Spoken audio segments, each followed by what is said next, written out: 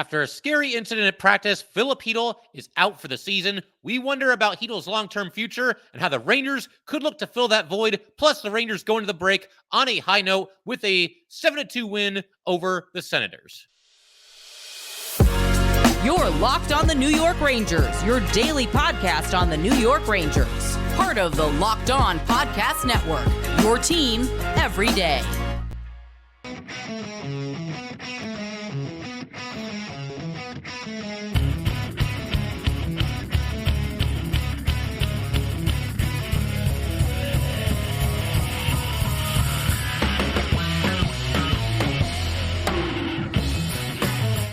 Welcome back, Blue Shirts fans, to episode number 992 of the Locked On New York Rangers podcast. I'm your host, John Chick. Just want to thank you guys, as always, for making Locked On New York Rangers your first listen every day. We are free and available on all platforms, including YouTube. That song you're hearing right now is, of course, Leave the Lights On from our good friends in Passafire. And today's episode of Locked On New York Rangers is brought to you by FanDuel. Make every moment more. Right now, new customers get $200 in bonus bets if your best bet of $5 or more wins. Visit FanDuel.com/LockedOn to get started. And we are, of course, part of the Locked On Podcast Network, your team every day. So the Rangers coming off of a mostly impressive win. I mean, obviously, they're down 2-0 on the road against the Senators, and we're all kind of thinking, oh, man, here we go again. There were times in this game where they just weren't sharp. You know, even with all the goals that they got in the second period, that was awesome and everything, and great to see them come storming back. There were times, though, where, you know, giving up odd man rushes, making quick bail them out, power play is kind of a mess right now.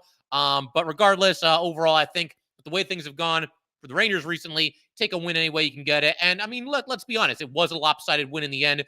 They take down the Senators by a final score of 7-2. But I want to actually start today's episode. We'll get to the game details in a little bit here, but I want to start today's episode talking a little bit about Filip Chytil.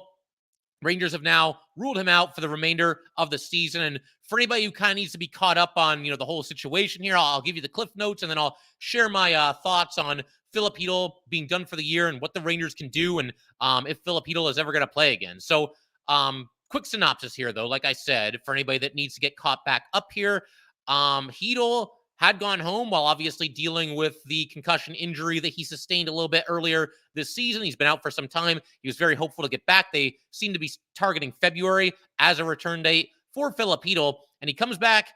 He's back with the Rangers for 2 days, wearing the non-contact jersey, but he's back out there on the ice, so you're thinking, okay, maybe this is going in the right direction. And then, of course, during the optional skate on Friday, he's out there. It's just him, Zach Jones, and Jake Leschyshyn, and he falls down to the ice and can't put any pressure on his leg as he's leaving. And by all accounts, it does sound like it was related to the concussions that he's had. So unfortunate for Phil Chytil. You know, he's working really hard to get back. And obviously that's not going to be happening now. The Rangers just a day ago ruling out Filip Chytil for the rest of the season, which is probably the right call. I mean, I'm no doctor, but when somebody is, you know, falling down in practice, when there's nobody else even out there on the rink, and even when you look at the way he got the concussion, seemed like a pretty innocent play of, you know, him and Jesper Fast just kind of bumping into each other, but it ended up being a lot worse than that. And Filip Chytil has obviously had a concussion injury, and all the best to him in his recovery and just his mental state right now. This has got to be very, very difficult. Working that hard, you know, like I just said, to get back and seem to be making progress, seem to be moving in the right direction, and kind of seemed like he might eventually get back. And then, of course, now this latest thing happens, and that's not going to be happening, at least not for the rest of this season, and obviously the postseason as well. But I did want to go ahead and share, if I can figure this out here, we're going to share Filip Chytil's Instagram page. He left a message for Ranger fans, and always a risky proposition when I'm dealing with you know, technology or whatever you want to call it here. But here we go. There it is. So yeah, there's Filip Chytil. That's from his Instagram page. Not sure if everybody can see it. Not sure if the font's big enough, but I'll just read it for everybody here. And of course, for everybody listening on audio, I've got you covered there as well. This is what Filip Chytil had to say.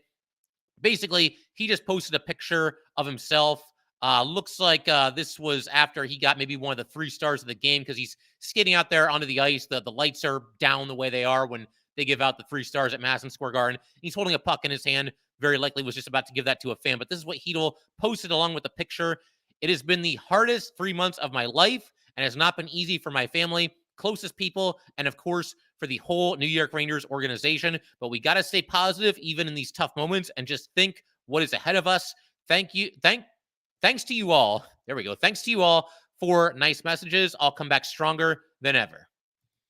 And you certainly have to obviously admire Filip Chytil and him having this goal now of getting back into the Ranger lineup. It's one of those things though where, and I said it the last time we talked about Chytil when he went down during the optional skate. To me, I'm no doctor again. If he's going to get back out there, I feel like it's gotten to the point now where he's got to get cleared by multiple doctors. It can't just be, well, I found a guy that gave me a thumbs up and kind of shrugged his shoulders. No, I mean, I feel like there needs to be extensive testing done. You cannot have somebody out there essentially risking their life when they're 24 years old and they've had all these concussion injuries. And again, think of the way he got hurt the last two times. A seemingly innocent, little bumping into Jesper Foss kind of a situation, and then going down in practice with nobody else, essentially nobody else even on the rink. It's very scary stuff. And the only good news here for Filip Chytil is he does seem to be in good spirits. I mean, as far as we can tell from what he wrote on that Instagram post there, but obviously he has a goal of getting back. And again, it's got to be. He's got to get the thumbs up from doctors, I think for sure. A lot of people were also kind of comparing this to the Sidney Crosby situation. Crosby missed, a good chunk of 2 seasons there, dealing with his own concussion problems early in his career, and lo and behold, he's still going strong even now. Maybe Filip Chytil can get back and defy the odds, but again, to me, it's one of those things where I'm not a doctor, so I can't really say for sure that he's going to be out. He's done for his career. I can't say for sure that he's going to come back. Obviously, he wants to come back, but again, it has to come down to medical professionals and them being willing to say, okay, you're good to go. And I don't know if that's going to happen or not. It's one of those things. All we can really do is wait and see. But first and foremost, good luck to obviously Filip Chytil, the person, getting through this. Not just the concussion issues, but also just the everything that's kind of, I'm sure, weighing on him, wanting to get back onto the hockey rink and play some hockey here and just not being able to do that. So just a really unfortunate situation. And again, all the best to Filip Chytil. As far as, what happens with the Rangers going forward. Now, of course, at this point, it's pretty obvious. Again, they've ruled out Filip Chytil for the rest of the season. So I've kind of been going back and forth a little bit on the Rangers' biggest need at the trade deadline. Coming into the season, I would have told you probably right wing. I've felt for the last couple of years that at most trade deadlines, the Rangers' biggest need is going to be right wing. And they've done things to address that the last couple of trade deadlines. Last year, it was Kane and Tarasenko. The year before that, it was Frank Vatrano and also Andrew Kopp. Kopp could play all 3 positions, but obviously he could play right wing. And if I remember correctly, he did mostly play right wing when he was with the Rangers. Hard to remember for sure, but I believe he was right wing on the Panarin line. But yeah, I mean, I think again, coming into the season, I would have told you right wing. Now, though, with Filip Chytil being out for the season, I feel like it's probably center. Again, you've got Mika and Trocheck, and that's a nice 1-2 punch. And obviously, Mika hasn't had quite the season that we were expecting from him. But I mean, if you're the Rangers, you're paying this guy, what is he at, like $8.5 million a season, and you want to be your top line center. You got to just keep your fingers crossed that his best days are ahead of him. I think they are. He's just too good of a player to stay at the level that he's been at the entire season. So obviously you hope that he picks it up. But you've got Mika, who you hope picks it back up. You've got Trocheck, who's had an awesome season. And after that, I mean, as far as like third line center, your options are basically Brodzinski's the guy they have there now. I guess you could always put Wheeler at center. He can play center, but then, I mean, he's on that third line anyway. So then you'd need a different winger. You could go with Barclay Goodrow there. Goodrow's moved up and down the lineup over the years for the Rangers, but Barclay Goodrow's got 1 goal right now. So I don't know that he's really the option either. And Brodzinski's got 2. So I think for sure the Rangers at this point, now that they know that Filip Chytil is definitely not coming back this year, I think that just opens a door for them to be aggressive and target a center. You don't want to necessarily give away a first-round pick for a rental, but a couple of the guys that I mentioned in a recent episode, we talked about Tyler Johnson, Adam Henrique, Sean Monahan. I think any of those guys could make some sense. And the rest of this week, obviously the Rangers don't play, so we're going to do some more trade deadline talk. I'll look at some more centers. We'll look at some right wingers, maybe even a defenseman or 2 as well. But we're definitely going to be doing more trade talk as we move forward here. But I will be stunned if the Rangers don't add at least somebody. It may not be a superstar player, probably won't be a superstar player, but I will be stunned if they don't add a center at this point. There's even reports now that they're looking to add 2 centers. So that's entirely possible, and we'll see what happens. But if they don't add at least one, yeah, I'll be absolutely shocked at that point. And yeah, I figure we can keep everything rolling in just a second here. Obviously, again, all the best to Filip Chytil. Feels a little cold talking about what are the Rangers going to do now that he's out, but we all know how this goes, man. The hockey world, it keeps going and doesn't wait for anybody. And facts are facts. Filip Chytil's not going to be available for the rest of the season. The Rangers are going to have to address that going forward. You would have to think they will bring in a center to do just that. But going to keep everything rolling in just a second here. First, though, we definitely want to let everybody know that today's episode of Locked On New York Rangers is brought to you by our good friends at eBay Motors. Passion, drive, and patience. What brings home the winning trophy is also what keeps your ride or die alive. eBay Motors has everything you need to maintain your vehicle and level it up to peak performance, from superchargers, roof racks, exhaust kits, LED headlights, and more. Whether you're into speed, power, or style, eBay Motors has got you covered. With over 122 million parts for your number one ride or die, you will always find exactly what you're looking for. And with eBay Guaranteed Fit, your part is guaranteed to fit your ride every time or your money back. Because with eBay Motors, you are burning rubber and not cash. With all the parts you need at all the prices you want, it's easy to turn your car into the MVP and bring home that win. Keep your ride or die alive at ebaymotors.com. Eligible items only. Exclusions apply. eBay Guaranteed Fit only available to U.S. customers. All right, so we're going to go ahead, keep everything rolling here, talk a little bit about this game that the Rangers had on Saturday night against the Ottawa Senators, a game that they really needed to have, and not just because they're playing a team that they, quote-unquote, should beat, but, I mean, you guys see how this has gone recently. The Rangers have just played very poor hockey, and to go into an 8-day break losing again, they had only won 1 of 5 coming into this. I think they said, 3 of their last 10 or 11 coming into this, somewhere in that vicinity. They just haven't been playing well. They've basically fallen apart in January. So to be down 2-0, I mean, obviously that was unfortunate. It's not the start that you would want, but to come storming back and score 7 unanswered goals, I mean, that's big time going into a long break here. And I think the Rangers and probably all of us can collectively breathe at least a little bit of a sigh of relief. Again, I know there's going to be some people roll their eyes and say, oh, wow, cool, they won a game. They beat the Ottawa Senators. Good job. I get that to an extent, but again, when you're up against it, you got to find a way, and they were able to do exactly that. The first period was kind of interesting because I thought the first 5, 6, 7 minutes were pretty good for the Rangers. They got the first 6 or 7 shots on goal in this game, and for the most part, dominating possession, getting a couple of decent looks at the net in the early goings. I mean, nothing too crazy. Mackey put one off the post. We'll talk about Connor Mackey and his Ranger debut in a little bit here. I think mostly people liked what they saw from Mackey, but yeah, again, the Rangers had the shots on goal advantage. They had the possession advantage. But then you get just a terrible turnover by K'Andre Miller. And this is kind of the stuff that we've been seeing from the Rangers lately. Not just Miller. I'm not just going to single him out. Obviously, he's played better hockey than he's played recently, but you can say pretty much the entire thing about this entire Ranger team. But basically, Miller's got the puck in his own zone. Rangers are going to skate out of the zone, or so it would seem. And he's got Alexis Lafreniere up the boards on the left side. He could very easily just pass to him, and Lafreniere will be on his way, hopefully into the attacking zone there. But for some reason, Miller tries to, I don't know, make the bigger play, I guess. Goes to the center of the ice, has his pass blocked. The Senators pick it up, and they end up scoring. Tkachuk, beats Quick there, and gives the Senators a 1-0 lead at that point. And then on the very next shift, Jonathan Quick had to fight off a pretty tough shot with his blocker, because of course he did. It's the shift after a goal. We know how that goes. But yeah, obviously, it just not what you want, because the Rangers, for the most part, the Senators have picked it up a little bit by then, but the Rangers, for the most part, had a good start to the game, and then you shoot yourself in the foot, give it away, and just like that, you're in a 1-0 hole. And then we had Barclay Goodrow trying to spark his team a little bit. There was a situation where VZ, the fourth line's on the ice for the Rangers, and VZ gets a chance up the left side. His shot is stopped. Goodrow was tied up with Brandstrom, and then for some reason, Kastelik decides to jump Goodrow from behind, and they're kind of wrestling and tussling a little bit, and the linesmen are trying to break it up.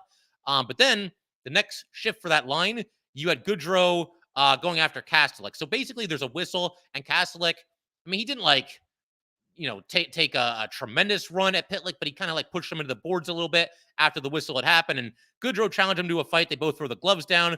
And I would say Goodrow probably lost his fight, but I don't really care. Bottom line is he's looking to wake his team up a little bit, spark them a little bit. I'm sure he's aware of the fact, like Joe Micheletti said, that the Rangers were without Trouba in this game. So maybe trying to fill the void there. Maybe that's something that Trouba would look to do in a spot like that. But he got into the fight. And then, obviously, complete 180 in the second period for the Rangers. They really got it going. Obviously, Chytil scored the goal on the power play early to make it 2-0 Senators. And I saw, Ranger Twitter was freaking out, and I wasn't feeling so good either because it did have that feel of, here we go again, like we discussed earlier. But the Rangers, again, they close out this game scoring 7 consecutive unanswered goals. And one thing that I kind of like about this is that everybody contributed. It wasn't just one player or one line. Anytime your team scores 7 goals, I mean, that's obviously a lot of fun. But the fact that you can get 7 goals from 7 different players like the Rangers did in this game, that just makes it just a little bit cooler of a win. And obviously, it was great to see so many different guys contribute on the way into the All-Star break here in the Ranger bye week. So it starts, it's just a flurry of goals for the Rangers. You've got Fox to Panarin. Panarin shoots wide. Lafreniere finds the puck and has to bank it off the goalie, off his leg and into the net. It was a backhand bank shot, and that got the Rangers on the board, cut the lead down to 2-1. And then big time hustle play by Chris Kreider. We haven't been able to say that a whole lot lately, but we got to give him credit when he steps up like this. There's a 4-on-4 face off in the Rangers zone. And I don't know if Mika was trying to do this on purpose, but he kind of looked like he went forward with the puck. And instead, trying to win it back, pushes it forward, goes way down the ice. And then Kreider absolutely just flying up the ice, picks it up and seemed to catch the goalie by surprise a little bit. Takes a quick wrist shot and scores on the far side, ties the score at 2-2. But a great play by Mika there. Getting it down the ice. This looked like it was the plan all along, and Kreider absolutely busting it up the ice, getting to the puck, and shooting and scoring to once again tie the game at 2-2. And then next shift, it's still 4v4. This seemed to work out pretty nicely for the Rangers, getting 4 aside in this game. Really nice defensive play by Vincent Trocheck. He steals the puck just inside the Rangers zone. And then Trocheck, while he stole the puck, he actually kind of fell down to the ice, but he still, while he was getting up, kind of chipped it ahead to Artemi Panarin. And then you've got Panarin going in hard up the right side. And then it's looking like he might take it around behind the net, but instead sees Zach Jones crashing the net, passes to Zach Jones. Jones buries it. Believe that was Jones' first goal of the season. And 3-2 in favor of the Rangers. So 2 goals for the Rangers in 39 seconds at that point, but they were not done. They end up making it, it's 3-2 at that point. Then they end up making it 4-2. Bunch of good passes by the Rangers in the offensive zone. Cooley's behind the net, circles in front, back to the blue line to Zach Jones. Jones moves to the center of the ice just a little bit, quickly shoots it, and there's Johnny Brodzinski for the tip in, 4-2. I sent out a tweet earlier in the game, just kind of throwing a dart, trying to make something happen. I said Johnny Brodzinski scores in this game, and lo and behold, Johnny Brodzinski does indeed get his second goal of the season for the Rangers, and that resulted in a 4-2 lead for the Blue Shirts. And of course, the Senators changed goalies at that point in the game. And just want to mention about Brodzinski. It wasn't a total dart throw. I felt like he's been playing a little bit better recently. He's had a couple of chances on some tip-in tries. And obviously, we know he can shoot the puck a little bit as well. Nice to see him come through here for the Rangers. But something else that I want to check, and I was interested to see the results of this and what this search would yield here. But I was curious if this was the most games that Johnny Brodzinski has ever played in an NHL season. And I looked it up. He's at 30 games right now. That was his 30th game. He is only one time in his career played more games than that at the NHL level. Back in 2018 with the Kings, he had 35 games. So Brodzinski certainly on pace. You got to think he's going to go past that because Brodzinski's a staple in the lineup and in the top 9 night in and night out, and has been for quite some time.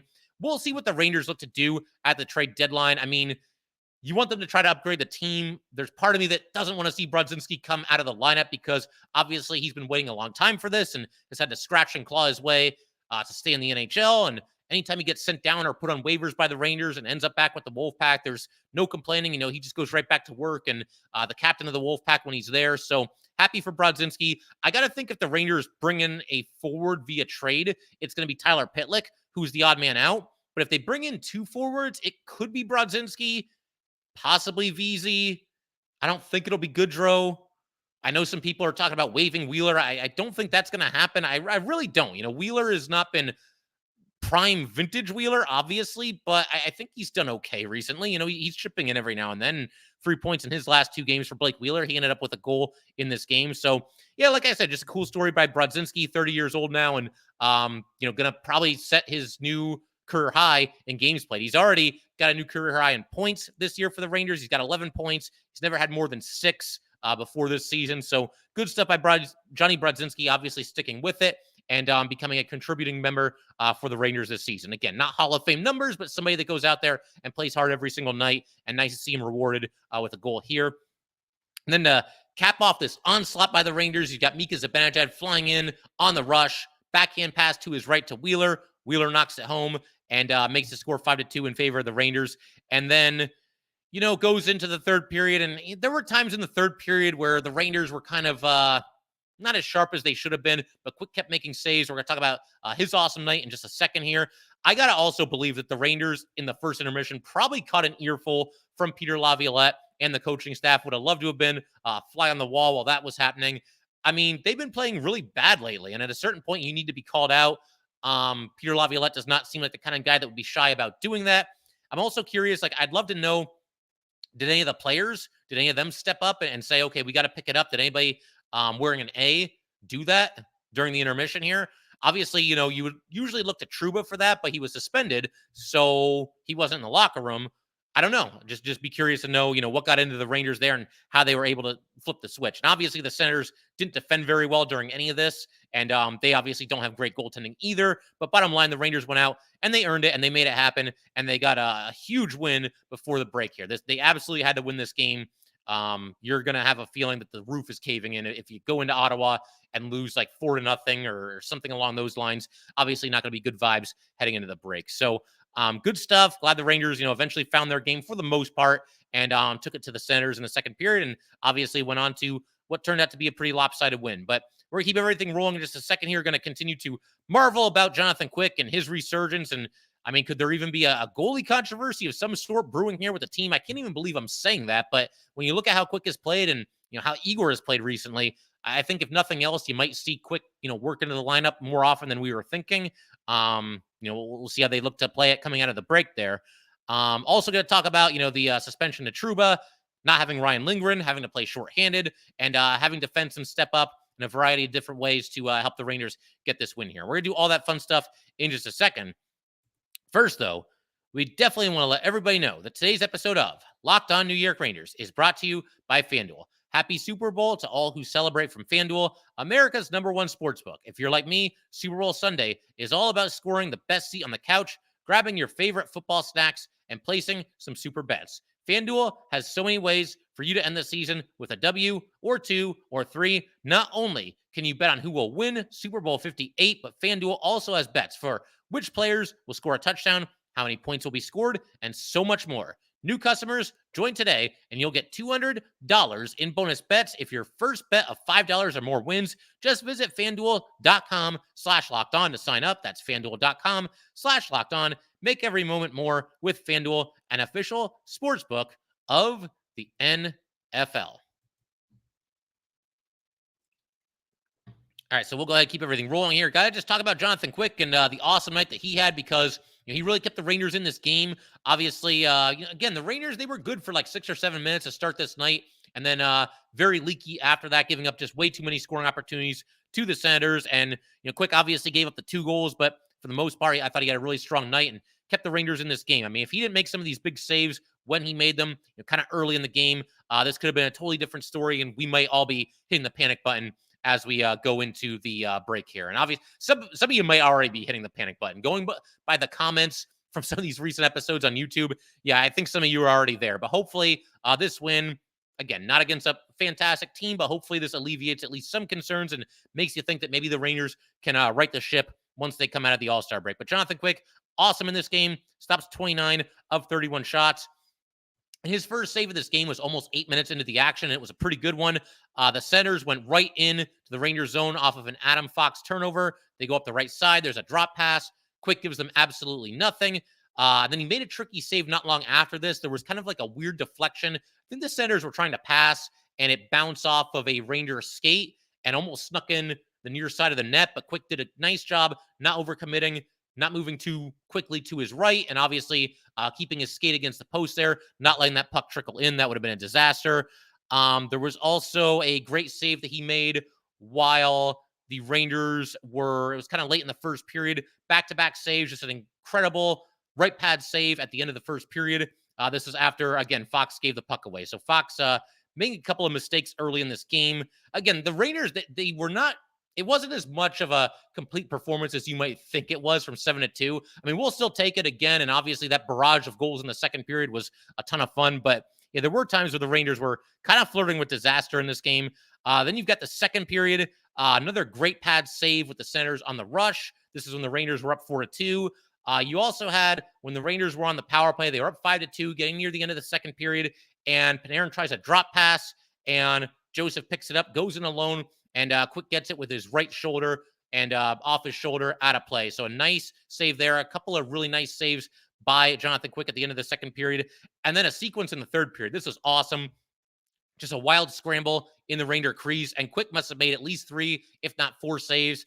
Center's basically whacking away at it, trying to get it into the net. He just was not having any of it. He was way out of his crease, but kind of just improvised and found a way to keep the puck out of the net. So great stuff all around from Jonathan Quick. And you also might be interested to know that, I mean, Jonathan Quick, we know he's vastly exceeded his expectations coming into the season. He now sits at the All-Star break at 10-4-2, a 243 goals against average, a 915 save percentage. And again, you all might be interested to know that goals against average and that save percentage, both of them are better right now than his total career mark in goals against average and save percentage. That's tremendously impressive when you consider the career that Jonathan Quick has had. And I think, he should be in the running for comeback player of the year if he continues to play like this. As far as a goalie controversy, I mean, I still think Igor is going to get the lion's share of the games, but, he's got to right the ship, does Igor. And if not, Jonathan Quick's played very well, and his playing time, you got to think, will increase, and he'll be out there more often. I don't think it's ever going to get to the point where, Jonathan Quick is playing 2/3 of the games or 3/4 of the games or anything like that. But I do think if it keeps going the way it's going, you'll at least see Jonathan Quick start to get more and more opportunities. Maybe it becomes something of a timeshare, a hot hand approach, whatever you want to call it. Again, I can't see Igor relegated to, okay, he's the clear-cut backup now. I just don't see that happening. For starters, I think Igor is going to eventually play better than he has for the majority of this season. But yeah, I mean, it is a conversation at this point. Jonathan Quick has played very well. Had not won any of his 5 games before this one, but a lot of that was a lack of support in general, and certainly a lack of goal support. Jonathan Quick has been awesome this season, defying pretty much all expectations that I think even the most positive Ranger fan probably had about him coming into this game. And the other big storyline here, Rangers had to play this game shorthanded. They were down 2 defensemen. And again, that's something else that I think makes Quick's performance that much more impressive, because they were down 2 defensemen who typically play in the top 4 for the Rangers. Obviously, Jacob Trouba, not in the lineup. He's suspended for 2 games. So that means he's also going to miss the first game out of the break, which is at home on Monday against the Avalanche. Not the best team to be missing one of your most important defensemen, but we'll see if the Rangers can get 2 points there anyway. As for this game, again, no Trouba, no Ryan Lindgren either. He was injured, and that meant that Zach Jones is back into the lineup for the Rangers, and Connor Mackey called up, making his New York Ranger debut. It also meant that, Peter Laviolette, we didn't get to see his new look defensive pairings because obviously 2 of the typical defensemen weren't there. We'll see when everybody's healthy and everybody's, back into the lineup if Laviolette ends up going back to Gustafsson and Fox, and then also Lindgren and Schneider. That's what it was looking like the Rangers were going to do going forward, at least for a certain spell here. Doesn't end up happening. We'll see what ends up happening. But the pairings for this game, you had Miller and Schneider.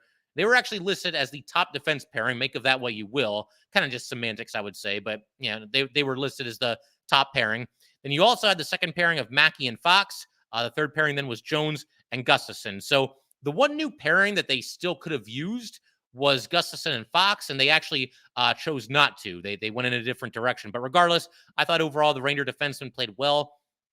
Got to give a shout out to Zach Jones. Obviously, he kind of comes under fire. I mean, every Ranger defenseman comes under fire from us Ranger fans at one time or another, but he played very well. The goal, the assist, and a +4 on the night. Eric Gustafsson was a +3. He had an assist.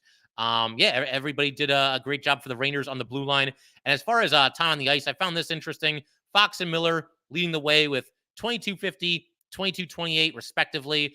They were followed by Braden Schneider. He saw an uptick in his ice time for obvious reasons, 20 minutes and 54 seconds. Gustafsson was out there for 17:32. And then actually Mackey at 16:27 and Zach Jones at 14:12. And as for Connor Mackey, I thought he played well in this game. He was very noticeable. got into the fight. He was a +1, had a shot on goal, also had a hit. He ended up mixing it up with Tkachuk. But yeah, I mean, as far as Connor Mackey and anybody that might need to know a little bit more about him, 27 years old, 6'3", 204 pounds. His NHL track record, there's not much of one, only 39 games before last night, 4 goals and 7 assists. But, he played pretty well. Again, it was pretty cool for him that he got to start as the defense partner of Adam Fox. And I would think that probably works in his favor in one way or another. In the first 5 minutes, Mackey actually took a wrist shot and put it off the post or maybe even the crossbar, went out of play. He also had a hit on Brady Tkachuk behind the net. And in the second period, Mackey puts a big hit on Stützle in the corner, clean hit all the way, but immediately gets challenged by Tkachuk and gets into a fight there. And I would say Tkachuk probably won this fight, but not by a lot. And hey, it may not have been a coincidence that right after this fight, that's when the Rangers got their first goal. Lafreniere scored, I think, within like a minute after this fight, and they were off to the races after that. So maybe Connor Mackey giving the Rangers a little bit of a spark here, getting into the fight and holding his own against, obviously, a very tough fighter in Brady Tkachuk there. So yeah, good stuff all around. And the Rangers obviously, again, it wasn't a perfect night, but they got a 5-goal win. We got to take that. We got to take 2 points any way we can get it. And one other thing I want to do here, gonna kind of debut a new segment here where I go with the unsung hero of the night. And I'm actually going to go with Connor Mackey. It kind of fits the intention of this segment. We're going to, look at a player that maybe didn't necessarily stuff the score sheet or anything like that, but somebody who impacted the game. And for all those reasons I just said, I thought he was out there mixing it up a little bit, had the hit on Tkachuk behind the net. Wasn't a huge hit, but he got him. Knocked down Stützle in the corner.